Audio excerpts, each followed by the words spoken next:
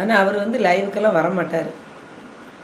I love you வா, அடி கம்பெடு ஈஸ்வரன், I love you வா, கொண்டு தோலை உரிச்சு விடுவேன் அப்படி சொன்னான். என் வேலை ஆடு மாடு மேய்க்கிற வேலை. ஐயோ ஏங்க ஏங்க இப்படி என்ன ரொம்ப குழப்புறீங்க. நல்ல தேவிசாலுக்கிட்ட சொல்லி வச்சுக்கிட்டு தேவிசாலு லைவில் தான் இருப்பாங்க. நீங்கள் போடுற மெசேஜும் அவங்க பார்த்துட்டு தான் இருப்பாங்க. சொல்லி வச்சு கலாய்க்கிறீங்க என்ன, இதுதானே? சரி சரி, உங்கள் ஆசை. ஆடு மாடு மேய்க்கிங்களா?